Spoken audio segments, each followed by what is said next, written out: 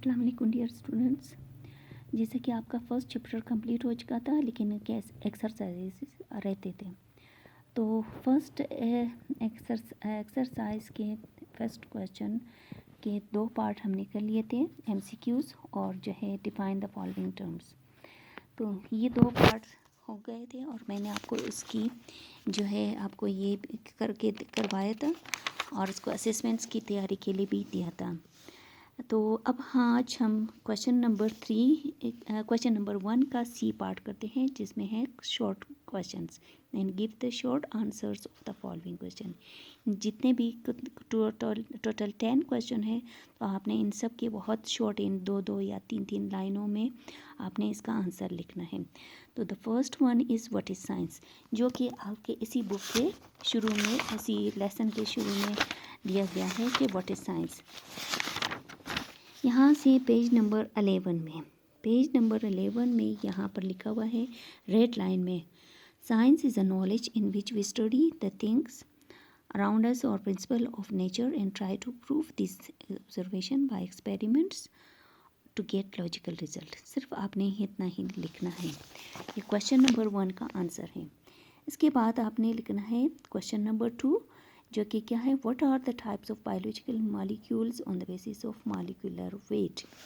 Molecular weight के मुताबिक जो है मॉलिक्यूल्स की कितने टाइप हैं। तो इसकी जो है इसका आंसर ही यहाँ पर जो है ऑर्गेनाइजेशन लेवल में आपको नज़र आएगा। यहाँ पर है पेज नंबर 20। पेज नंबर 20 में आप देख सकते हैं कि यहाँ पर मॉलिक्यूलर लेवल है। यहाँ पर से है आप लिख सकते हैं कि on the basis of molecular weight there are 2 types of biomolecules. The biomolecules having low molecular weight are called micromolecules. यानी जिन मॉलिक्यूल्स का वेट कम होता है, यानी उसके अंदर नंबर ऑफ इलेक्ट्रॉन और प्रोटॉन कम होते हैं जितना, वो उतना ही माइक्रोमॉलिक्यूल्स यानी छोटे मॉलिक्यूल्स होते हैं, जिनकी एग्जांपल है अमीनो एसिड, ग्लूकोज एक्सेट्रा। जबकि the biomolecules having high molecular weights are called macromolecules.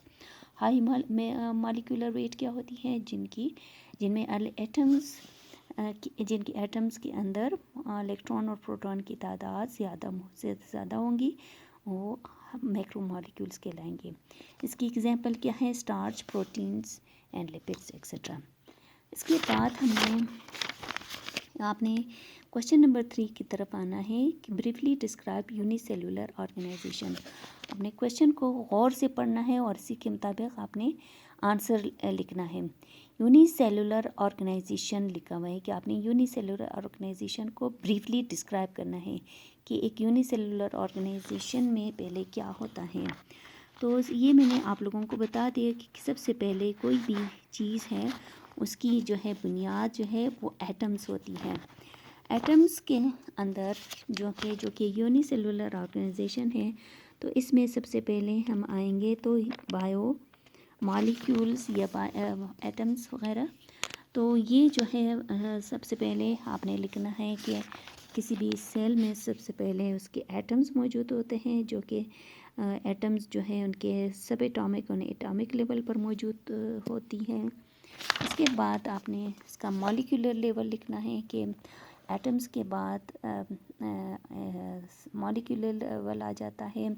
Molecular level के बाद जो है किसी भी सेल में उसका सेल ऑर्गेनेल्स या सेल लेवल होता है। सेल ऑर्गेनेल्स क्या है कि the living subcellular structure in a cells are called cell organelles. यानी किसी भी सेल्स के अंदर में जो छोटे छोटे उसके और पार्ट्स होते हैं उनको हम सब सेलुलर और स्ट्रक्चर, उनको हम सेल ऑर्गेनेल्स कहते हैं। ये है आते हैं सबसे पहले एटम्स, फिर उसके बाद मॉलिक्यूल्स, उसके बाद सेल ऑर्गेनेल्स, उसके बाद सेल लेवल्स और आखिर में पूरा एक सेल जो है आ जाता है, कि जो कि आपने लिखना है कि cell is the basic structure and functional unit of organisation. तो इतना ही जब आपने लिखेंगे कि यूनिसेलुलर ऑर्गेनिज्म में सबसे पहले एटम्स, उसके बाद मॉलिक्यूल्स, उसके बाद cell organelles and cell levels, और सेल लेवल में आपने इसका जो है सेल की डेफिनेशन लिखनी है कि all organisms are made of made up of cells. Cell is the basic structure and function unit of organism. बस इतना. जो कि यूनिसेलुलर ऑर्गेनाइजेशन भी, क्योंकि नाम से जाहिर है कि यहाँ पर लिखा हुआ है unicellular made of single cell, तो वो एक ही सेल से बना हुआ है. तो इसलिए आपने इसकी थोड़ी सी एग्जांपल भी देने हैं, जिसमें आपने अमेबा, क्लेमेडोमोनास एंड पैरामीशियम वगैरह लिखने हैं. उसके बाद आपने लिखना है क्वेश्चन नंबर 4. क्वेश्चन नंबर 4 में आपने डिफ्रेंशिएट बिटवीन बायोमैथमेटिक्स एंड बायोइकोनॉमिक्स. तो इसकी भी आपने जो है डेफिनेशंस के अंदर आपने इनकी डिफ्रेंशिएट करनी है कि बायोमैथमेटिक्स और बायोमॉलिक्यूल्स में क्या फ़र्क है. तो यहाँ पर जो है आपको मिल जाएगा. जैसे यहाँ पर है बायोमैथमेटिक्स पेज नंबर 14 में. तो बायोमैथमेटिक्स में आपने सिर्फ इतना लिखना है कि इट इज़, आपने इसकी डेफिनेशन लिखनी है. तो डेफिनेशंस जब आप लिखेंगे तो इससे आपको जो है उनकी जो है डिफरेंशिएट का पता चल, इनके फ़र्क का पता चल जाएगा.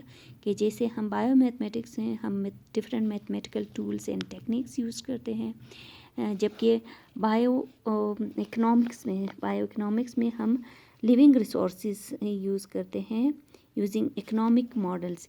यानी वो लिविंग रिसोर्सेज जिनकी वजह से किसी भी लिविंग ऑर्गेनिजम्स का की ग्रोथ में इजाफा होती हैं, या किसी भी या उसके कॉस्ट वैल्यू और प्रॉफिट वैल्यू को आप उसमें देखते हैं, तो आपने इकोनॉमिक मॉडल के ज़रिए आपने उसकी किसी भी लिविंग ऑर्गेनिज्म की जो है ग्रोथ और वगैरह को जांचते हैं. तो ये बायो इकोनॉमिक्स होती हैं. अच्छा, जस्ट आपने सिर्फ इतना कि आपने सिर्फ ये रेड लाइन में या पिंक लाइन है, तो आपने इसकी डेफिनेशन में ही आपको इसकी जो है उनका फ़र्क मालूम हो जाएगा. इसके बाद हम आएंगे अपने क्वेश्चन नंबर 5 की तरफ. क्वेश्चन नंबर 5 में है कि what is biotechnology. Question number 5 क्या है, व्हाट इज़ बायोटेक्नोलॉजी. तो ये भी यहीं पर मौजूद है आपकी बुक में. बायोटेक्नोलॉजी ये बायोटेक्नोलॉजी बायोफिज़िक्स है, biochemistry, biomathematics, biogeography, bioeconomics and biotechnology, जो कि यहाँ पर आपको यहाँ पर पेज नंबर 13 में. पेज नंबर 13 में आपको यहाँ पर बायोटेक्नोलॉजी नंबर 10 में है. बायोटेक्नोलॉजी इस branch of biology we study about the use of living organisms to make useful products for specific use. तो हम जितने भी लिविंग ऑर्गेनिजम्स की स्टडी करते हैं कि अगर वो उनके ग्रोथ में कैसे इजाफा होता है या उनके प्रोडक्ट में कैसे इजाफा होता है, तो हम उनको मुख्तलिफ फिर दूसरे तरीक़ों से कैसे यूजेज करते हैं. तो ये सारी की सारी चीज़ें बायोटेक्नोलॉजी में होती हैं. इसके बाद आते हैं हम अपने क्वेश्चन नंबर 6 की तरफ. क्वेश्चन नंबर 6 में है what are levels of organisation. तो आपने सिर्फ नाम देनी है कि लेवल्स ऑफ ऑर्गेनाइजेशन क्या है. जैसे कि सबसे पहले ऑर्गेनाइजेशन, यहाँ पर इसमें कोई वो नहीं है डिफ्रेंशिएट कि आपने यूनिसेलुलर की देनी है या मल्टी सेलुलर, सबकी ओवरऑल आपने लिखनी है. तो यही यहाँ पर भी जस्ट आपने सिर्फ इनकी लिखनी है कि पहले के जो है यहाँ से कि एटम्स होती हैं कि भी लेवल ऑफ ऑर्गेनाइजेशंस ऑफ, सिर्फ इनके हेडिंग से अपने लिखनी है. सभी एटॉमिक लेवल मौजूद होती हैं. फिर मॉलिक्यूलर लेवल है. इसके बाद cell organelles and cell levels हैं. पर इसके बाद जो है टिश्यू लेवल मौजूद होती है. ये ABCDE जो है ऑर्गेन लेवल है. फिर आपने लिखनी है ऑर्गेन सिस्टम लेवल. इसके बाद आपने लिखनी है इंडिविजुअल लेवल, ये जहाँ तक ये कोई भी इंडिविजुअल ऑर्गेनिजम्स बनती हैं. तो यहाँ तक आपने सिर्फ इनकी हेडिंग्स लिखनी है. तो ये पूरा इंडिविजुअल ऑर्गेनाइजेशन लेवल मालूम हो जाएगा. अच्छा, इसके बाद है question number 7. Give 2 example of cellular organisation in organisms. Give 2 example of cellular organisation in organisms, आपने सेलुलर ऑर्गेनाइजेशन में इसके दो एग्जाम्पल देनी है कि सेलुलर ऑर्गेनाइजेशन में कौन सी दो एग्जाम्पल्स हैं।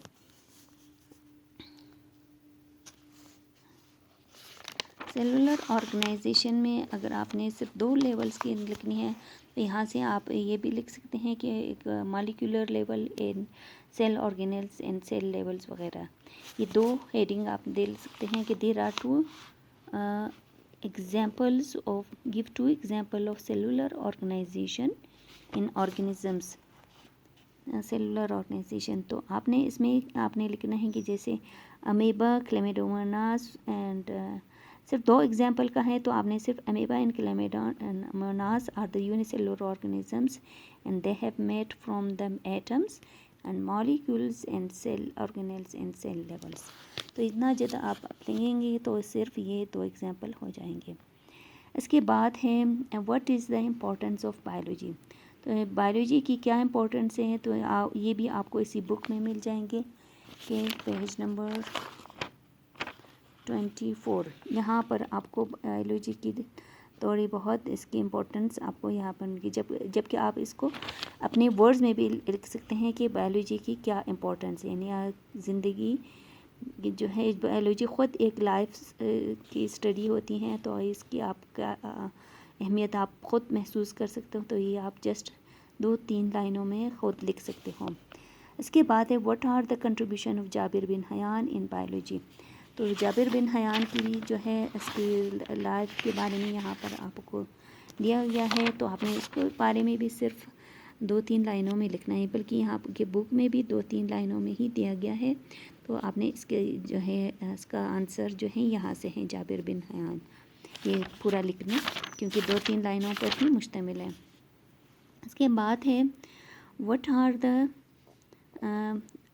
Right a note, sorry question number 9 हो गया। क्वेश्चन नंबर 10 है write a note on the contribution of Abu Ali Sina in biology.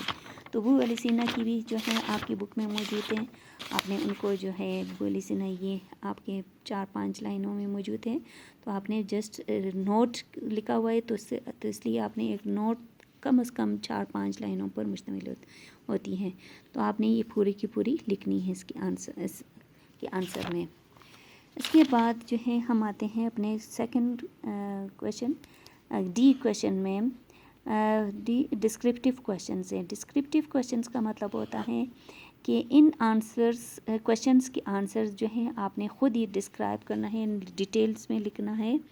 तो आपने इन क्वेश्चंस के आंसर जो है ये भी आपके बुक में ही मौजूद है, तो आपने जस्ट या तो ख़ुद अपने वर्ड्स में लिखना है या बुक में से उतारना है। तो क्वेश्चन नंबर 1 है what do you know about the relation of biology with other sciences. तो ये भी आपने इसके बारे में पढ़ा है कि बायोलॉजी का अदर साइंसेस से क्या रिलेशन है। तो ये आपकी बुक में मौजूद है, यहाँ पर ये है रिलेशन ऑफ बायोलॉजी। नंबर 1 है जैसे कि यहाँ पर relation of biology to other sciences. तो आपने ये वाला पोर्शन जो है आपने ख़ुद ही अपने वर्ड्स में से आप कुछ अगर कुछ इसमें देखते हैं कि अननेसेसरी है, लेकिन आपने मेन पॉइंट ज़रूर लिखना है कि it is a science that uses methods and principles from physics. तो ये आपने डेफिनेशन ज़रूर लिखना है। और उसके बाद जो है मज़ीद जो डिटेल दी हुई है उसमें जो है या तो आपने ख़ुद अपने वर्ड्स में लिखना है या फिर उसको शॉर्ट करके उसमें आप खुद जो अनइम्पोर्टेंट थिंग्स है उसको काटना है और अपने लिए मुख्तसर लिखना है। ये वहाँ से शुरू होकर यहाँ तक बायो इकोनॉमिक्स मॉडल तक ख़त्म होती है, यहाँ तक। तो इस क्वेश्चन नंबर डिस्क्रिप्टिव क्वेश्चन का आंसर यही था। डिस्क्रिप्टिव क्वेश्चन का क्वेश्चन नंबर 1 था। इसके बाद है question number 2 describe the versus of Holi Quran which stress upon the study of biology. तो ये भी आपकी बुक में मौजूद है, आपकी कॉपी में कि कुरान की होली वर्सेस के ज़रिए बायोलॉजी की इम्पोर्टेंस दी गई है। यहाँ पर पेज नंबर 18 में पेज नंबर 18 जो है यहाँ से शुरू होती है 17 से। तो तो आपने यहाँ से लिखना है Quran instructs to reveal study of life. यहाँ से लिखकर जो है आप जो है बेशक यहाँ तक लिख लें। अच्छा, अगर आप जो है इनकी जो है अरबी नहीं लिख सकते तो बेशक ना लिखें, लेकिन आपने इसका जो है तर्जमा ज़रूर लिखना है, क्योंकि आपने होली वर्सेस के ज़रिए आपने इसका आंसर देना है। फिर बाद में आपने लिखना है write a note on the levels of organization in organisms at organ and organ system level. तो आपने इसमें भी आपने एक नोट लिखना है जो कि ऑर्गेनाइजेशन लेवल के मुताबिक है, और ये सिर्फ आपने ऑर्गेनाइजेशन लेवल में सिर्फ organ and organ system level के बारे में लिखना है। सिर्फ इन 2 पॉइंट्स के बारे में लिखना है जो कि आपके इसी बुक में मौजूद है, organ and organ system level. जैसे कि ऑर्गन सिस्टम लेवल यहाँ है पेज नंबर 22 और पेज नंबर 21। पेज नंबर 21 से जैसे कि ऑर्गन लेवल है, यहाँ से शुरू करना है आपने, यहाँ तक ख़त्म करना है ऑर्गन सिस्टम लेवल तक, यहाँ तक इंटेस्टाइन एंड लार्ज इंटेस्टाइन यहाँ तक ख़त्म करना है। ये लेंथी क्वेश्चन है, यानी लेंथी आंसर इसमें देने, इसलिए आपने इतना ज़रूर लिखना है। उसके बाद क्वेश्चन नंबर 3 है question number 4, what do you know about the organism level. तो आपने ऑर्गेनिज़म लेवल के बारे में यहाँ पर लिखना है कि what do you know about the organism level.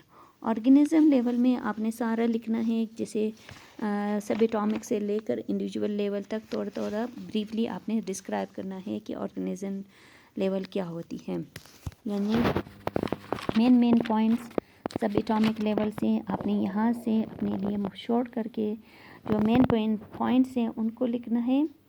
Main points से आगे जो है जितने भी इनके ऑर्गेनाइजेशन लेवल है तो ऑर्गेनिज़म लेवल है तो आपने ये सारा लिखना है।